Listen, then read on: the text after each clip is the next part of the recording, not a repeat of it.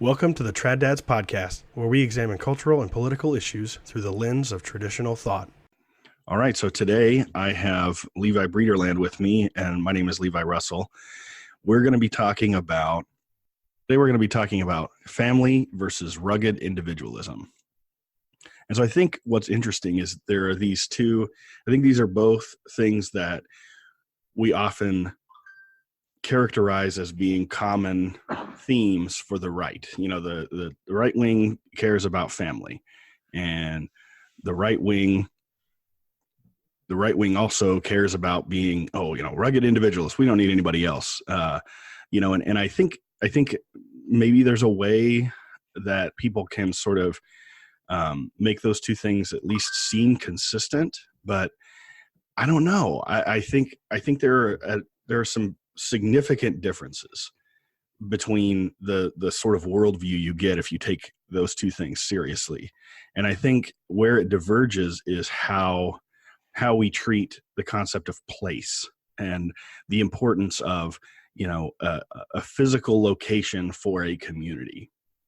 And so I think when you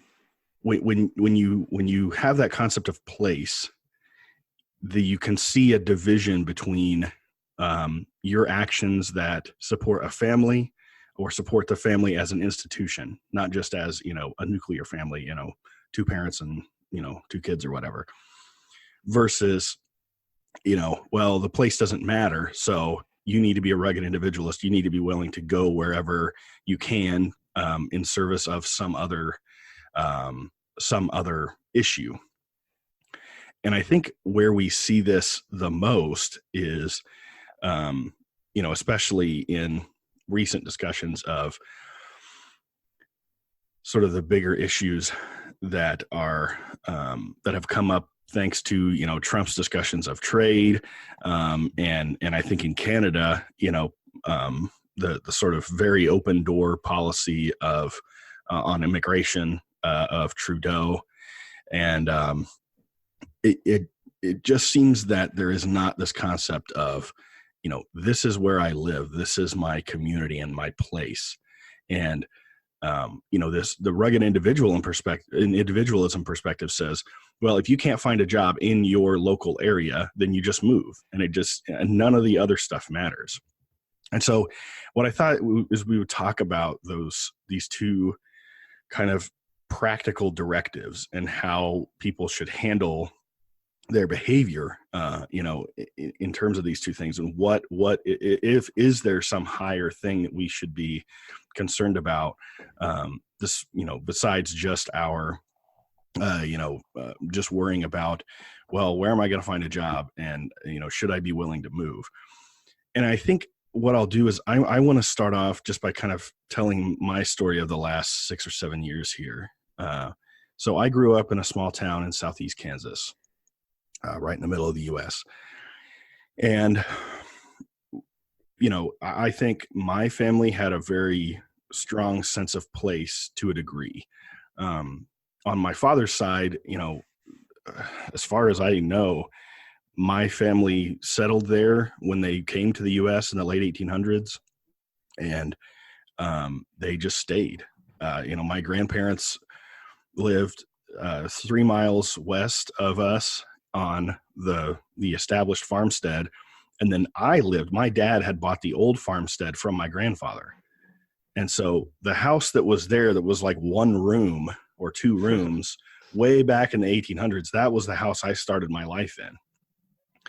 And of course it had more rooms, they built a kitchen and stuff like that.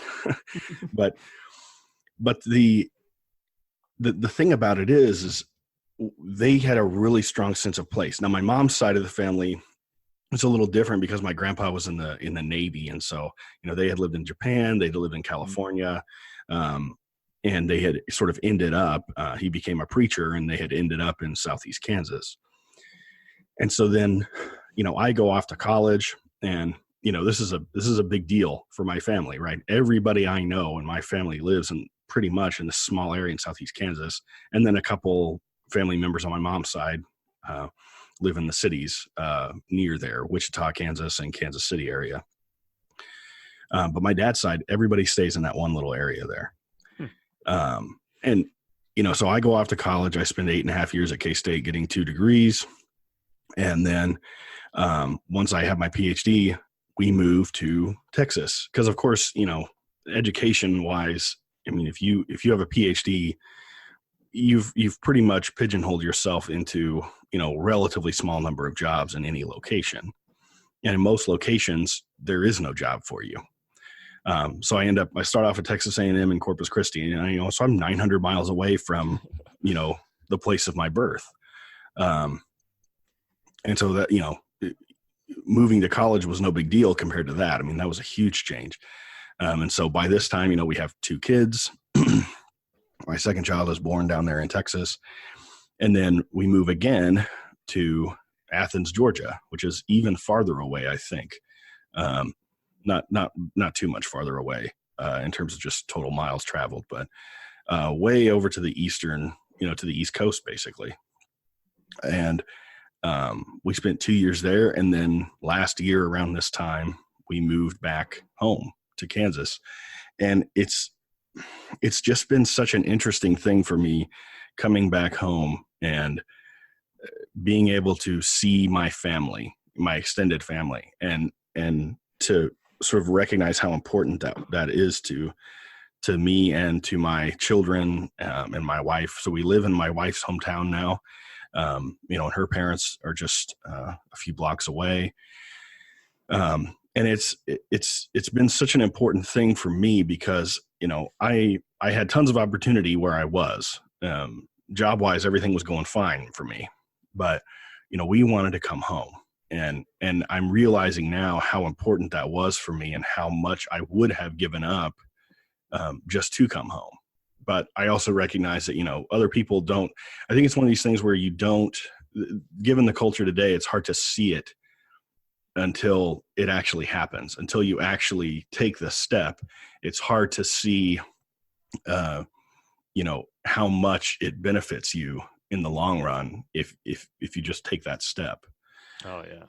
So what are your thoughts on all of this kind of, the importance of place versus sort of economic opportunity?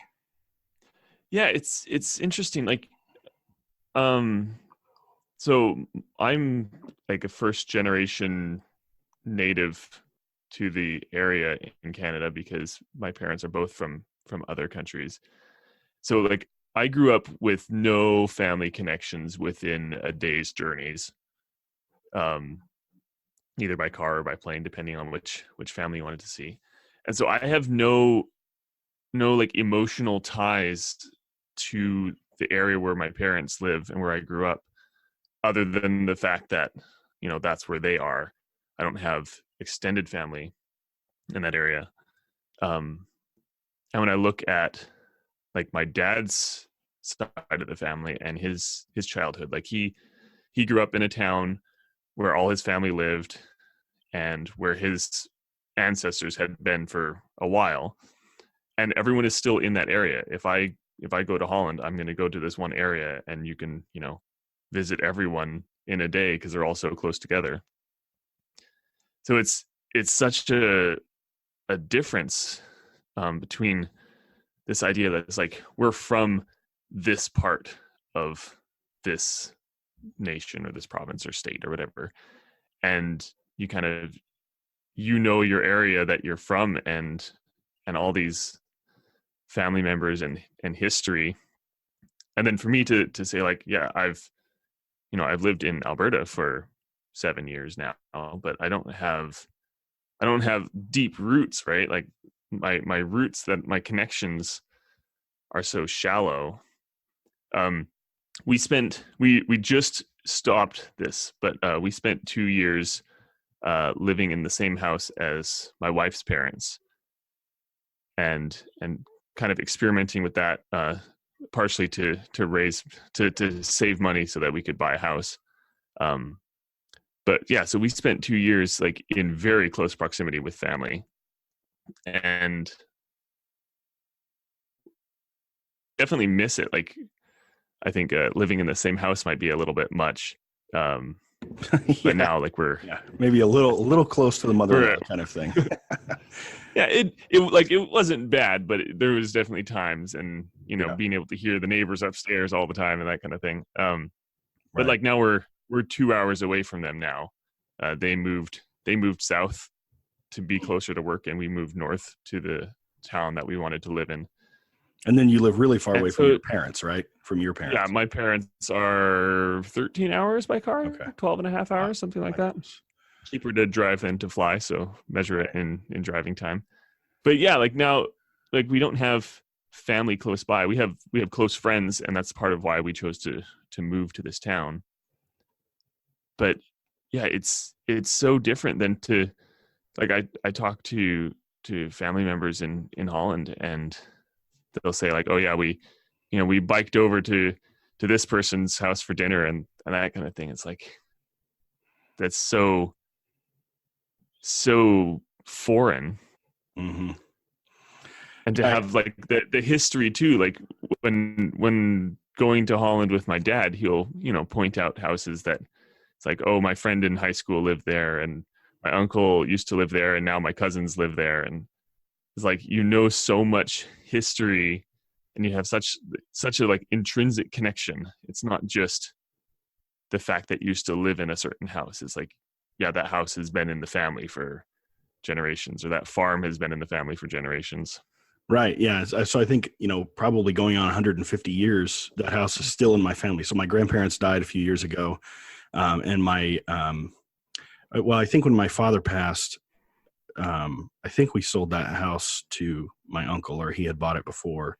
But this whole little hill in southeast Kansas, and yes, there are hills in Kansas, not in the western part of it, but in the eastern part of it, there are.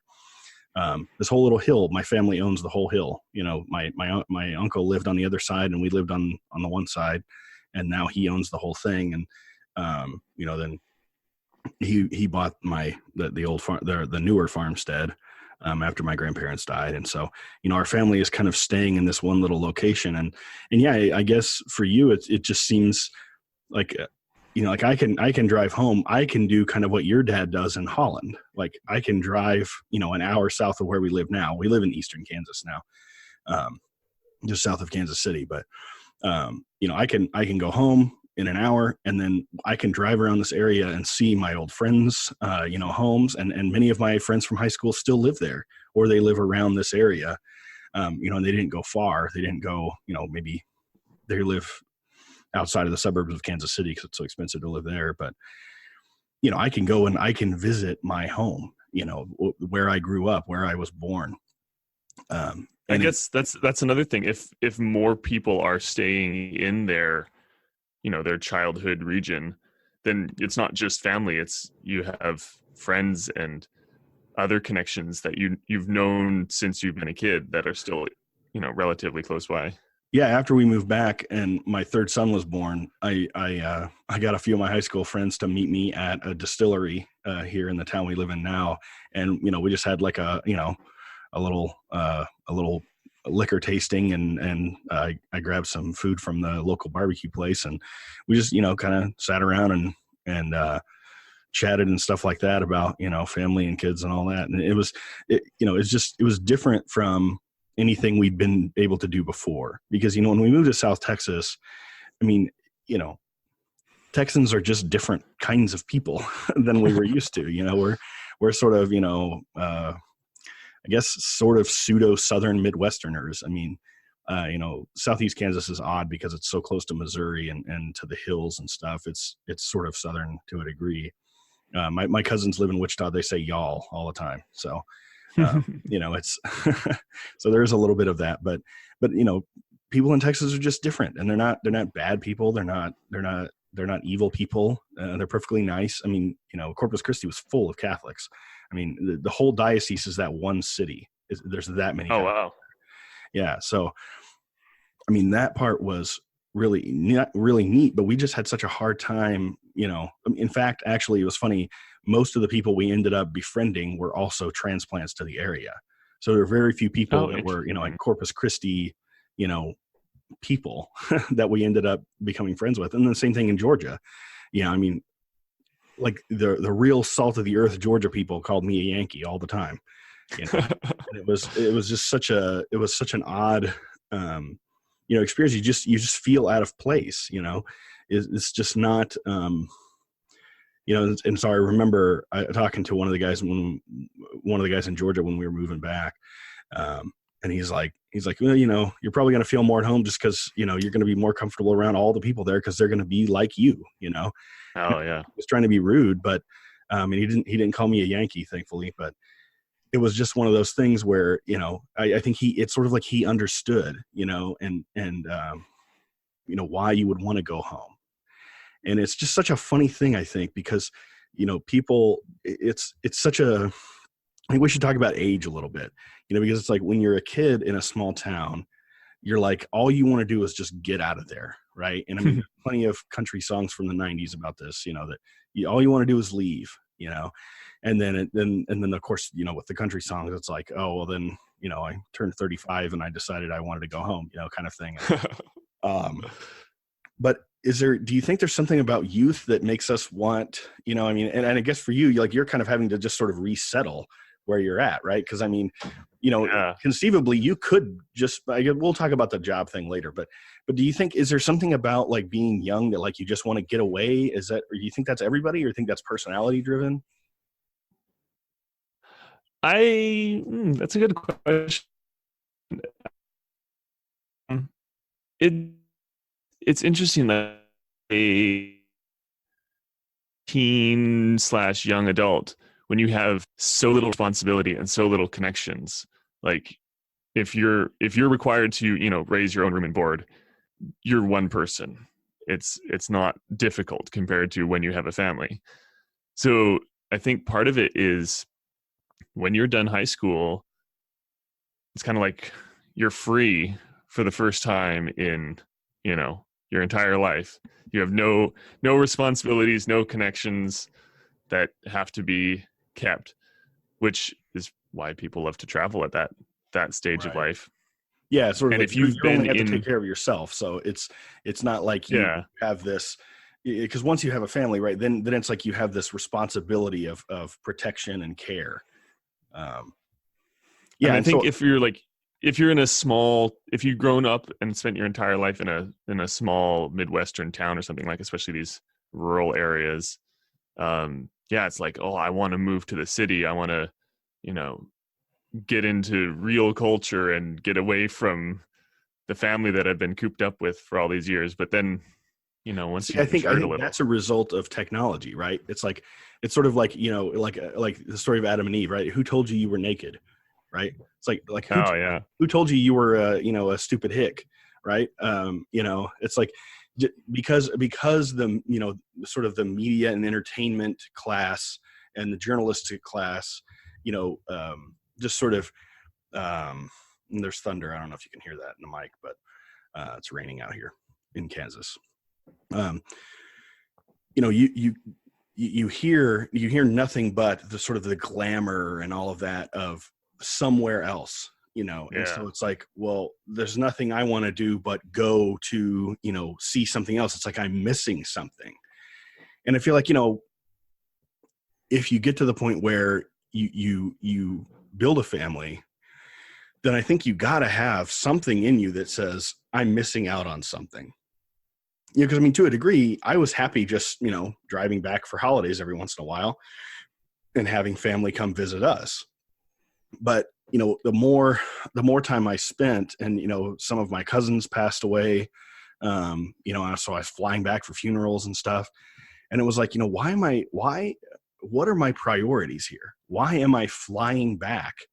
Spending all this money to fly back to this funeral. I should just be here. Like it should be a couple hours drive. Like it shouldn't be this giant mess to come back to my family.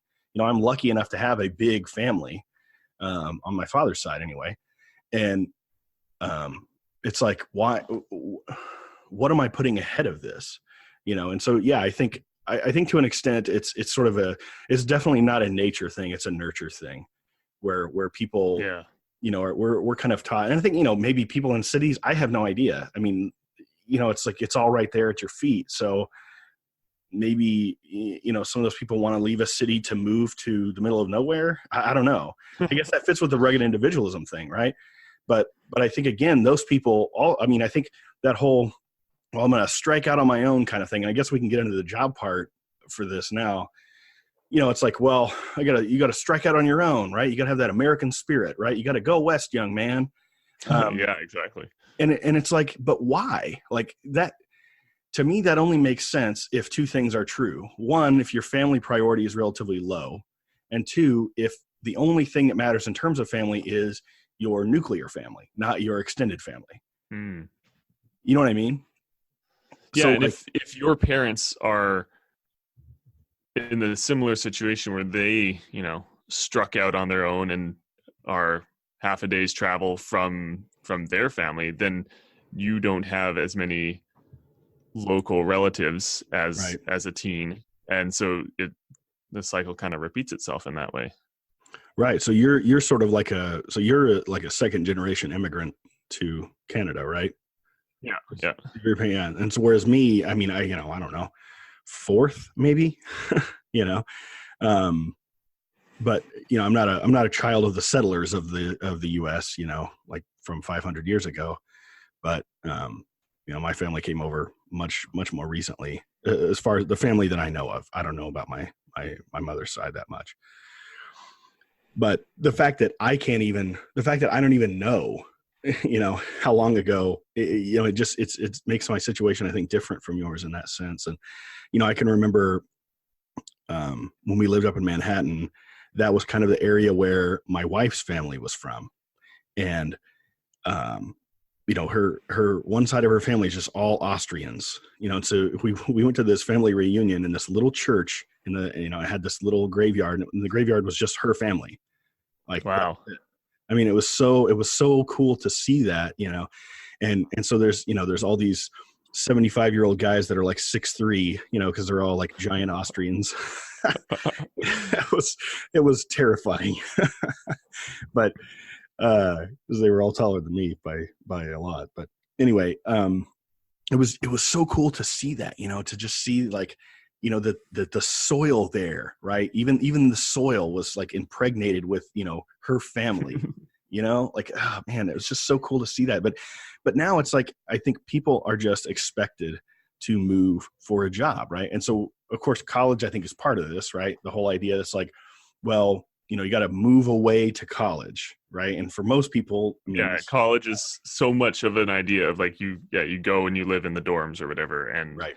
And if you're already in a city that has a school, you're like, oh, I want to get out of the city and go to a different city and see something different. Yeah. Well, and I think that's a funny thing actually is I almost think the dorm is sort of like an incubator for this rootlessness, like maybe in the past when relatively few people went to college and they were potentially a lot farther along in life and more mature. Right. So in other words, when everyone sort of was expected at age 18 or age 16 to kind of be able to provide for themselves and expected to be, adult enough to handle that, then dorm life was a totally different thing, right? You had already kind of set yourself up in terms of who you are and, how you're going to handle your life. So the dorm wouldn't have affected you as much. But now, because we're hearing this phrase K through 16 for peace sake. Like, oh yeah, it's like, what? Like, what are you talking about? And so because of that mentality, this idea that like, well, you're still a kid, right? Even though you're 21 years old, it's like, okay, so now I'm still attached to my parents, right? They're still claiming me on their taxes, but here I am living in this dorm full of, other people my age, right, who are also completely immature, and so it's almost like this weird thing where it's like a halfway house between being connected to your family on the one hand and sort of your breakout to, striking out on your own and being a rugged individual. And I just think I think it's pernicious. I think it's just terrible. It just contributes to, and I'm not saying your parents are bad people for going to Canada, Like, I mean, I could imagine Alberta being a wonderful place. I've been to North Dakota, it's got to be similar, but except for the different accent, I guess. It's interesting. Like, the reason why my parents ended up in Canada is because, well, so my parents met in Cyprus. My dad was working in Cyprus, and my mom was on a short-term missions trip training thing. And so they met because they were both, out of their normal region where they grew up. And then because, they're both disconnected, they're like, well, now we can kind of go wherever. And they ended up, my mom grew up in Oregon. So they were in Oregon, and then my dad ended up getting a job offer in Canada. So like they were already disconnected. So they said, we might as well go wherever. Right. But and I think, sorry, go ahead. Go ahead. No. It's interesting just seeing like the people who, like if you go off to school somewhere else and then, you meet someone and fall in love and whatnot. And it, like, you're both somewhere outside of your where your roots are. It's another thing that's helping you say like, oh, well, we can, we might as well live somewhere kind of in between. And it's like, well, no, you should go back to where one side of the family lives at least. So I think it's what's interesting about this is that it's family is such a strong thing in the sense that it has the capacity to build, right? It has the capacity to build ties that last, and it has the capacity to, develop communities, right? Groups of families that not only, help each other through the act of commerce, right? But also, through that commerce and other, voluntary type dealings can also become, something of itself, right? And we give these things a name, right? We give towns names, and that has meaning to it. But at the same time, there's this other force that, I don't know, call it enlightenment liberalism or whatever, that is not strong in the sense that it can build.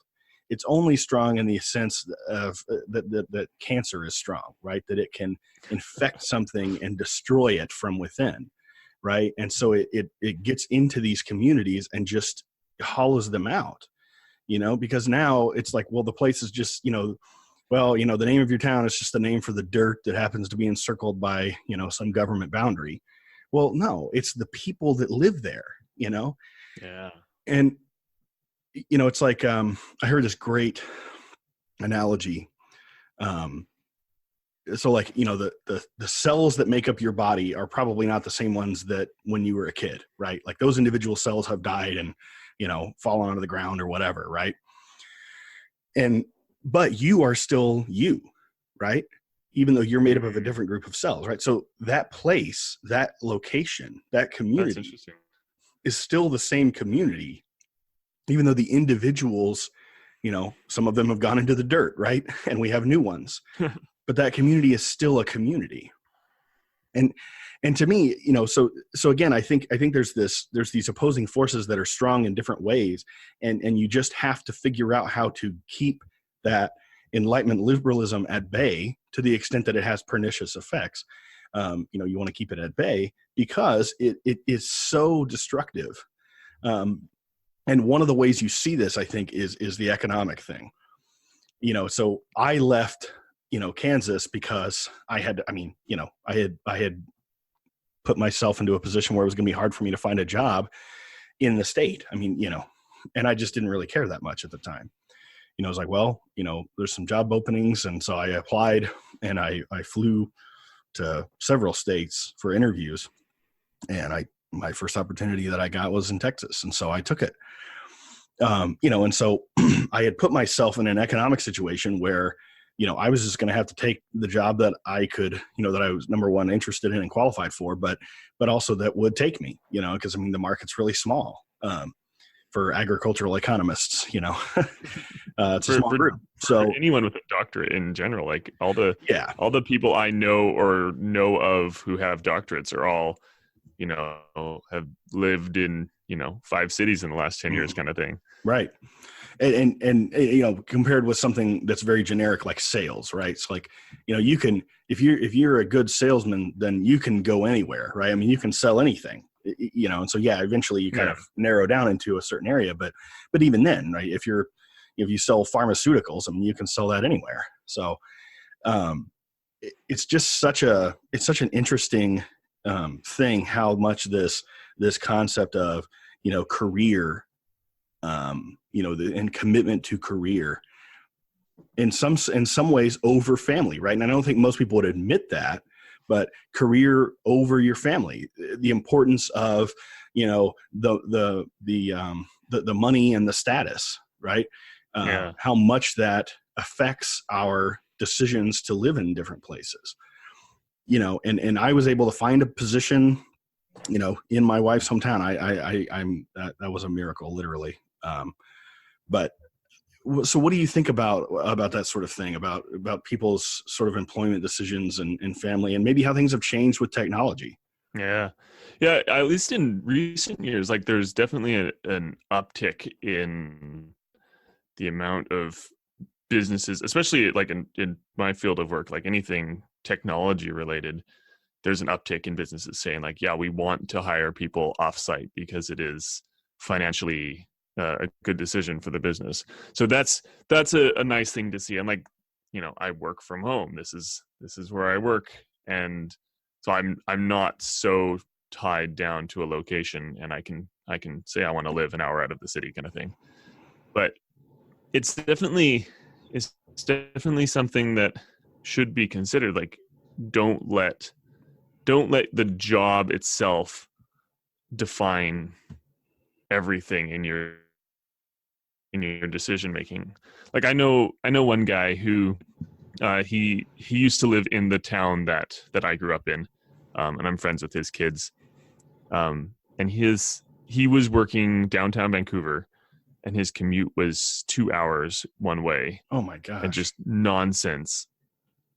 And so his family decided at some point, they said like, we can sell our house, we can move a lot closer and cut back on the commute time, which is what they ended up doing.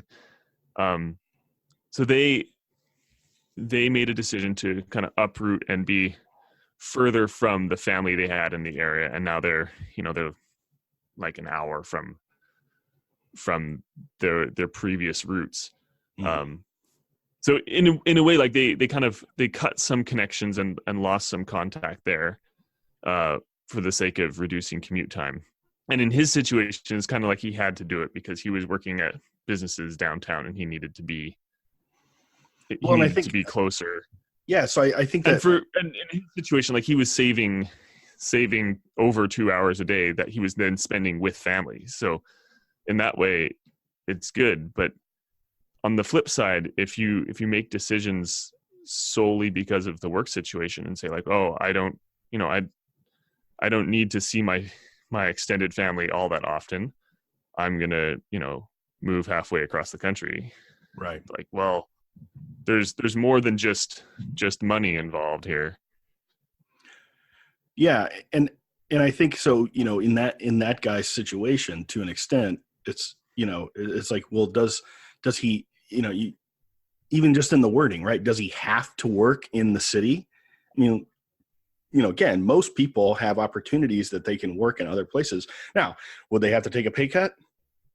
Sure, but if it means, and again, I'm adding more to the situation, but like, let's say his extended family all lived near where he was, right? Well, yeah, okay, he can spend more time with his children, yeah, right? But exactly. But the nuclear family isn't the whole thing, right? I mean, the extended family is important too.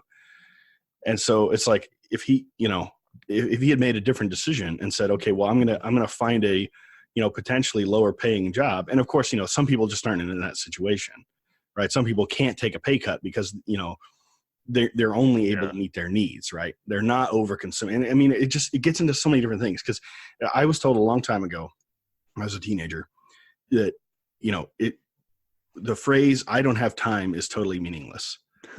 What you're really saying is I have priorities that don't line up with what you're asking me to do. Right. Yeah. I mean, everybody, time is a great equalizer, right? Everyone has 24 hours in a day, no matter who you are, right? And sure, you can buy someone else's time if you're rich, but the point is you have 24 hours in a day. So I don't have time doesn't mean anything. I have priorities. And so the thing is like, what are your priorities? And yeah, if you're in a situation where you're only meeting your basic needs and you can't afford to do something different, fine. But if it's like, well, I got to make my boat payments, you don't need a boat. Like, prioritize your family, or your extended family over your boat. Yeah. My dad always says you have, what is it? He says time, energy, and money. Like everyone has the same amount of time, and then we have energy and money, and those are your three core resources, and all three should be taken into account when you're evaluating the cost of something, and not just the dollar value.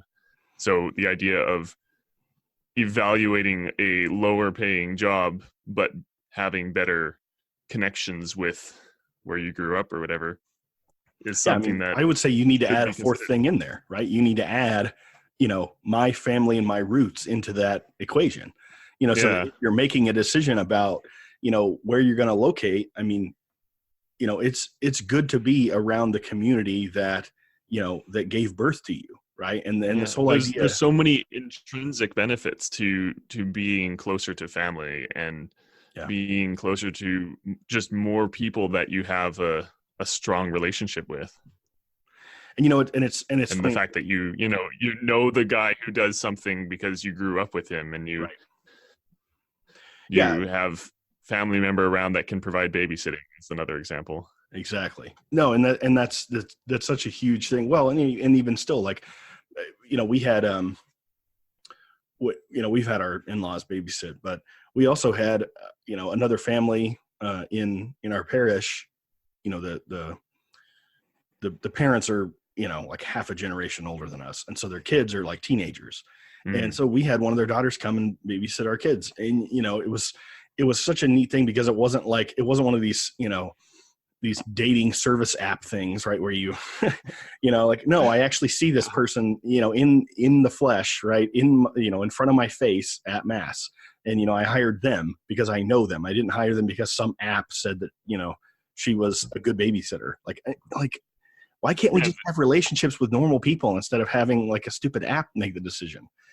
But, it's interesting. Like, so the town we live in now, which is about 1,500 people, there's families who've been here since I would say 120 years, like basically since the area was settled, that have strong French roots. Like this area was very French. Ah, okay. Hence why it has a goofy French name, all the streets have French names. But it's interesting. Like there's families who've been here for multiple generations, and they're so well connected, and they have a brother-in-law who works at the shop, and the sister works down the street and that kind of thing. And there's not that many businesses in town, but the moment you have those stronger connections, like there's a reason why you're going to buy the slightly more expensive thing right in your local area because you have that emotional tie. And then there's the whole economic aspect of buying local too. Like if you have local ties that are convincing you to buy local, even if it's more expensive, and that money is staying in the community rather than, going to some mega corporation. There's a lot more to be considered than just the dollar price of something. Yeah. And so I think that's a good example of something where it sort of puts a constraint on your behavior, right? Like the idea that you're supposed to buy local there to support this community that's again, not just a piece of dirt with, a government line around it. And so I think why people balk at that to an extent is because they see it as a constraint on their behavior. But of course, as we know, right, as conservatives, as actual conservatives, we know that constraints on your behavior that you did not agree to explicitly are good things, right? I mean, that's what having a family is about, right? Even beyond being a child, right? You have an obligation to take care of your parents in their old age. And that's just an obligation given to you, right? It's just, it's part of life as humanity has it, right? Yeah. And so I think another interesting aspect of all that is that if you're in this locality that, you know, is not a giant city, right? And you can't just go wherever you want, it almost forces you into a situation where you have to not be a jerk, right? It's like, you know, if there's only, you know, one, I don't know, there's this new shop in town that sells soap made from goat milk or something. You know, and so it's like, you know, if you really like goat soap, this is the one goat soap dealer in town, right? And if you go in there and start, you know, yelling and screaming like an idiot, you know, and being a jerk to them, well, you know, no more goat soap for you, right? And it's like, and that's okay. That's a good thing, right? Like, I can't imagine being in a city where you have, you know, 5 goat soap dealers and you're a jerk to all 4 of them and you end up at the last one and that's it, right? Well, I don't even want to give you that option, right? You need to be nice to the goat soap salesman. You know, they're part of your community, you know, and the fact that you have not just a business that you're giving money to and getting a product from. Right. It's a relationship. Yeah. And so the fact that you have a constraint in your choice is actually a good thing for both of you. Right. And so, cause I mean, you know, it's not like the shop owner has all the power, right? Cause if enough people decide that, you know, they're tired of the goat soap quality, you know, it's like, well, we'll get another goat soap dealer in here, you know, we'll run you out of town on a rail, you know? And so I just, you know, that's just something that I think, again, we don't think about, and we have this attitude. And I mean, even, you know, have you ever seen the show Everybody Loves Raymond? No, I haven't. You haven't? Okay. Well, no, I guess it's an American show. I don't know. Canadian. I had a sheltered childhood. Oh, well, yeah. Plus you're younger than me. So, and Everybody Loves Raymond is a pretty old show, but the premise of the story is there's this guy who's a sports writer and his name's Raymond. And the show is about his family. So he has a wife and I think 2 daughters or something, but his kids are barely ever in the picture on the show. And then the star of the show is his mother-in-law, who is like the most invasive person, right? And they live like across the street. Okay. And she's just like always in his house. No, sorry. It's not his mother-in-law. It's his mom. It's his mom. And so his wife resents her, you know, and she's a sweet lady, but she's like inadvertently extremely invasive. And, you know, nobody would say that the show is like left wing, but the impression you get from the show is like, you know, your extended family's a pain in the ass. You know, Ray's life would be so much better if it was just him and his wife, Deborah, and their kids. Right. And he didn't have his, you know, depressed, you know, curmudgeonly father to deal with all the time, right? Who's always mean to his wife, you know, Ray's mom. And it's like, it's just such a mess of a thing, right? If we're talking about, you know, wanting to promote the concept of family as a good thing for everyone. It's on the topic of media examples, it's interesting. Like if you look at My Big Fat Greek Wedding, and how there's such a good family vibe there because, you know, it's this whole extended family. And even though they are immigrants in the story, they have a whole community. They have a whole community of Greek people. Yeah. All the immigrants are in this one area and everyone knows everyone. And I love when the guy's parents show up and they're sort of like these waspy, you know, English people. And they come up and they're like, you know, they have their bunt cake and like, you know, her mom can't say bunt correctly. And her, you know, her dad, who's so proud of everybody, he's like, and this is Nick and his other brother, Nick, and his brother, Nick, you know, and I do like that movie, except for the way they treat the dad. You know, the dad, of course, his dad is the classic, you know, moron, you know, effeminate jackass father who, you know, who goes with our, you know, our Simpsons dad episode, but but you're right. There are some really good aspects to that movie. And it is such a nice thing to see that, you know, he sort of has his Greek pride, you know, and like their house is like all decked out and all these Greek statues and stuff. It's too bad that like that's the only example I can think of off the top of my head that has that, the strong extended family storyline. Right. Yeah, you're right. Yeah. And it almost like, it definitely makes fun of it in a sense. Like some people like it because it's what they're used to, but it's definitely making fun of this idea that you have all this extended family where everyone knows everyone, and everyone's connected through blood or marriage or both. And they have all these businesses on this one, like they have the travel agency, they have the restaurant, and yeah, exactly. But I think there, as much as I agree that it does make fun of it, I think there's also, her brother really is out for her good, and yeah, he gives he tells the boyfriend to say something in Greek that's like, very not PG. And it doesn't go over well, but it's not like the brother is really trying to like, get him to be hated by everyone. He's just giving him hell, in sort of a guy way of, showing that he's bringing him in, So I you're right. I think there certainly are some redeeming qualities of it, even though it does make fun of a family. But I go back to, Tucker Carlson's conversation with Ben Shapiro, which I had a whole episode on. It's called Tucker versus Yang or something like that. Tucker Carlson versus Yang Gang or something. I can't remember. It was one of our more popular ones so far. But it's so funny because at one point Ben Shapiro's like, well, there's all these jobs in the cities, and Tucker's like, oh, okay, so everybody's just supposed to leave the town where they grew up, leave the place where all the graves of their parents and their grandparents are, and just pick up and move because they have to move to the city just for the simple act of like providing for themselves. Like this, providing for yourself isn't supposed to be some kind of metaphysical level vocation. It's just supposed to be, putting food on the table. Like why does it have to be, why does this concept of career have to be so built up and elevated above everything else? Yeah. It's like career is the final decider. Yeah.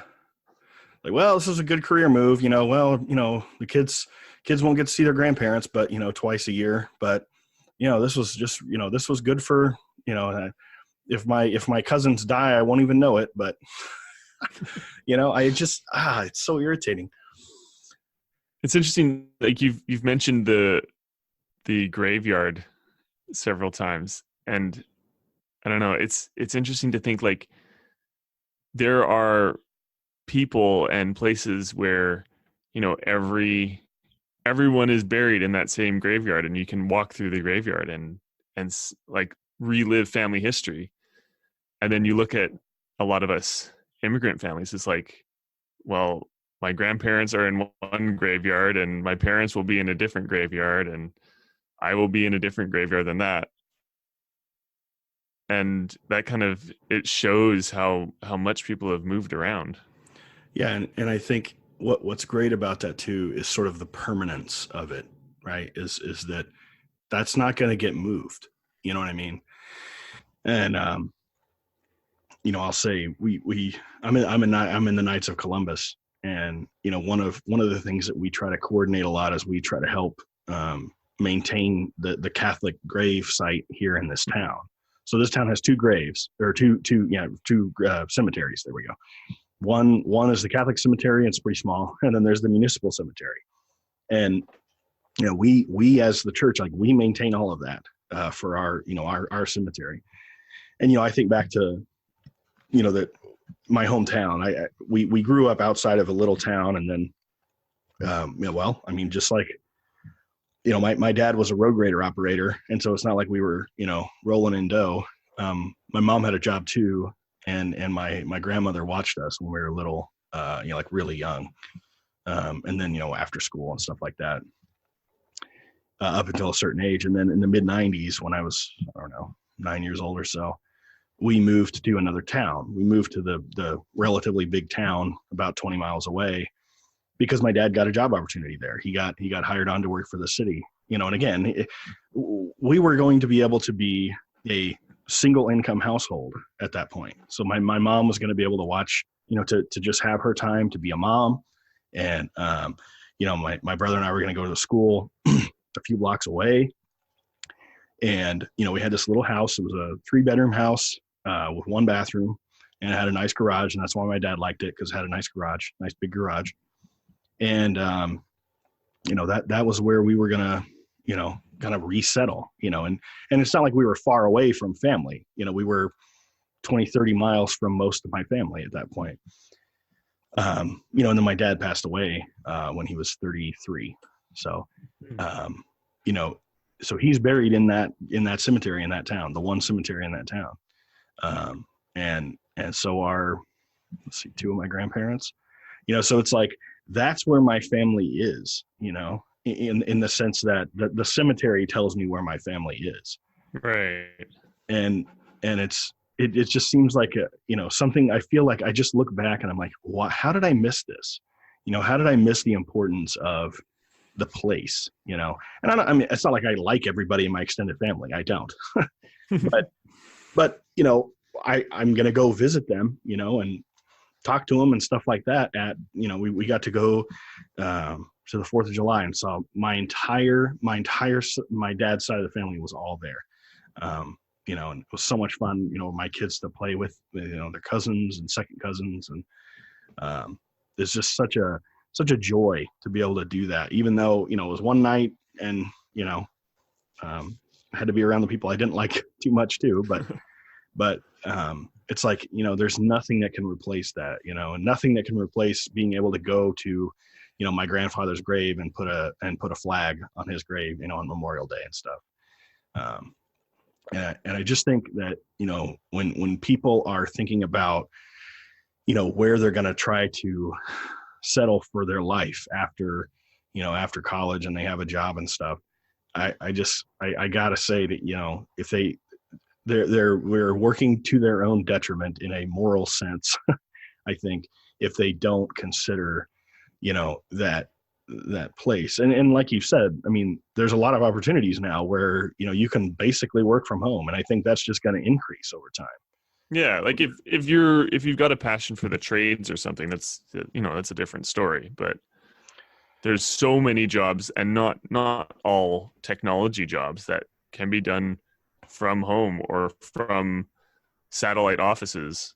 And I'm glad to see that that's becoming more and more of a thing, because being able to walk to work or to go downstairs to the office, you save so much time, and it keeps you, in your local area so much more. We have a real opportunity to, I think, demote work in sort of the moral hierarchy, right? With this whole ability to work from home or work remotely, or at least, heck, even if you can work remotely like two out of 5 days of the week, that even if you have an hour and a half commute one way, okay, well, if you only have to do it 3 days a week, then that's not nearly as big of a deal.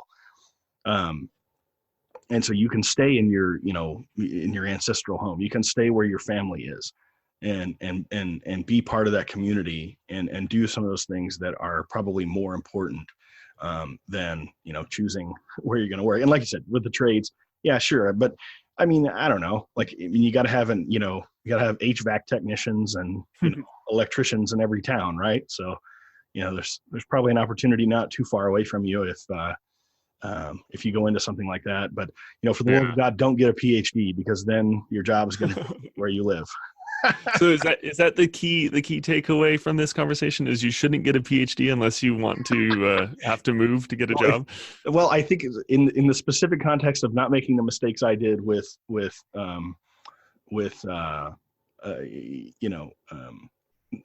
basically making it very, very difficult for you to put things in the right order, don't do it. But I'm not saying I regret my job and all that stuff. I enjoy that, but but for most people, I think entirely too many of us get PhDs. I think, even though it's a small group of people, I think there's too much of it, especially in things like history and English and stuff. And these people just cannot find jobs. There's no sense in it. If you want to make it a consumption good, do it when you're 60. Don't do it when you're 20. So, well, I think that's a great place to stop, and I appreciate Levi, you joining me to talk about this stuff. I think it's really important stuff, and I think the more we can kind of add to the conversation on it, the more people will think about these things a little bit differently. Yeah, awareness is key in that whole area. All right, thanks, man. Thanks for listening to the Trad Dads podcast. If you enjoyed our show, please subscribe on your favorite podcast app and consider giving us a 5-star rating on iTunes. It really helps us out. The podcast you just heard was made using Anchor. Ever thought about making your own podcast? Anchor makes it really easy for anyone to get started. It's a one-stop shop for recording, hosting, and distributing podcasts. Best of all, it's 100% free. Sign up now at anchor.fm/new. That's anchor.fm/new to get started.